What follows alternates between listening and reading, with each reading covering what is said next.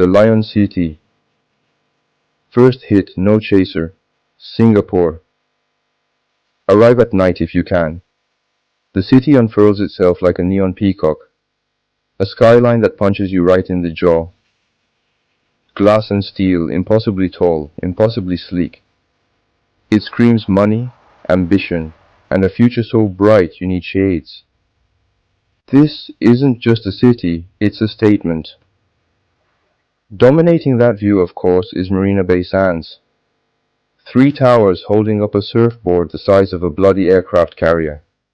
It's audacious, it's ridiculous, it's undeniably Singapore. Then there are the gardens by the bay. Giant man-made trees glowing with ethereal light. Super trees, they call them. A sci-fi forest in the heart of the urban sprawl. It's a bizarre, beautiful contrast. Nature but engineered. Perfected. Controlled. A green lung breathing life into the concrete. Marina Bay Sands.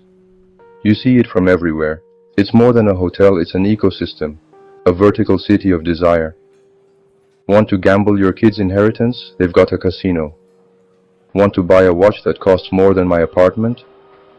The shops are calling your name. It's a monument to consumption, glittering and unapologetic. The main event for many is that sky park. That massive deck perched atop the towers. And the infinity pool. Oh, the infinity pool, the ultimate Instagram thirst trap. People flock there, selfie sticks at the ready to capture that shot, looking like they own the world even if it's just for a fleeting chlorine-scented moment. Tip book your slot, it gets crowded, and try not to drop your phone. Gardens by the Bay sounds almost quaint, doesn't it? Like a nice little park. It's not, it's a biomechanical wonderland. Those super trees.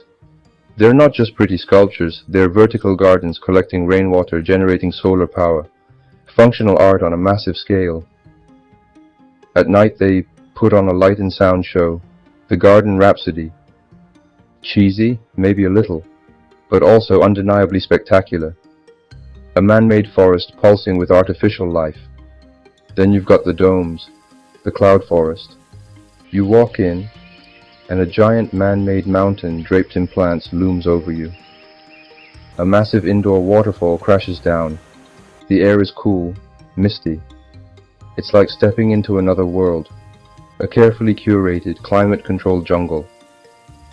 They've got pitcher plants, orchids, ferns from high-altitude tropics. It's impressive, the sheer scale of it. Tip wear comfortable shoes. There's a lot of vertical walking. It's a vision of the future today. Every city needs its mascot. Paris has the Eiffel Tower, New York Lady Liberty, Singapore has the merlion. Half lion, half fish, spitting water into Marina Bay. It's a bit goofy, sure, but it's their goofy. A symbol of the city's humble beginnings as a fishing village. Tourists flock to Merlion Park. You gotta get the photo. The classic one, pretending to catch the water in your mouth. It's a rite of passage. The park itself is small. A viewing deck, the statue, and a smaller Merlion cub nearby. It's all about the photo op and the view across the bay. Go early morning or late afternoon to avoid the worst of the heat and the crowds. It's free, which is a welcome change in this town. It's a quick stop, but an essential one. A little piece of Singapore's mythology, standing proud against a backdrop of hypermodernity. Sentosa is where Singaporeans, and a lot of tourists, go to let their hair down. Chinatown, where old ghosts meet new money. Step into Chinatown and the vibe shifts. The air gets thicker, heavy with the scent of incense and sizzling woks. Red and gold dominate, lanterns sway overhead. Shophouses line the streets. Their 5-foot ways offer shelter. This is where the city's Chinese heritage feels most alive. a chaotic counterpoint to the CBD's towers. Temples here, big ones. The Buddha Tooth Relic Temple, ornate, grand, supposedly housing a sacred canine of the Buddha. Further down, the Thian Hock King Temple, older, more atmospheric, dedicated to the sea goddess Mazu, a place where sailors gave thanks for safe passage. These aren't just tourist traps, they're living places of worship.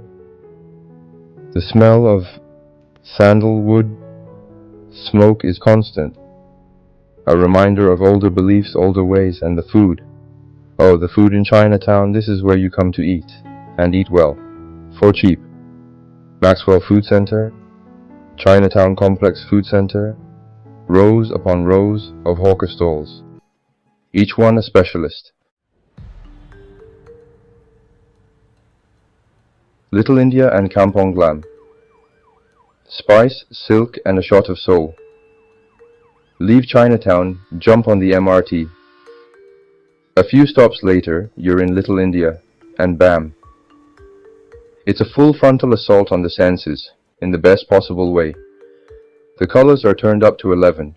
Brightly painted shop houses, women in vibrant saris, the air thick with the aroma of curry powder, jasmine, and incense. Bollywood music blares from shops selling CDs and DVDs. It's a chaotic, beautiful mess. A little piece of the subcontinent transplanted and thriving. The Sri Veeramakaliamman temple on Serangoon Road is a must-see. Its gopuram or tower is covered in technicolor statues of Hindu deities. Fierce, intricate, a testament to faith and artistry. Then there's Mustafa Center, a legendary 24-hour shopping emporium. You can buy anything here, anything, from gold jewelry to groceries to electronics. It's a labyrinth. Get lost in its aisles. It's an experience in itself. A true Singaporean institution. Jewel Changi and the wild side.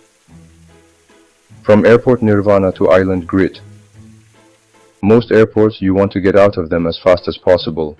Not Changi, especially not since they opened Jewel.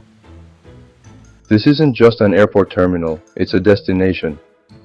A glass-domed wonderland with a bloody rainforest inside. And a 40-meter-high indoor waterfall. The rain vortex.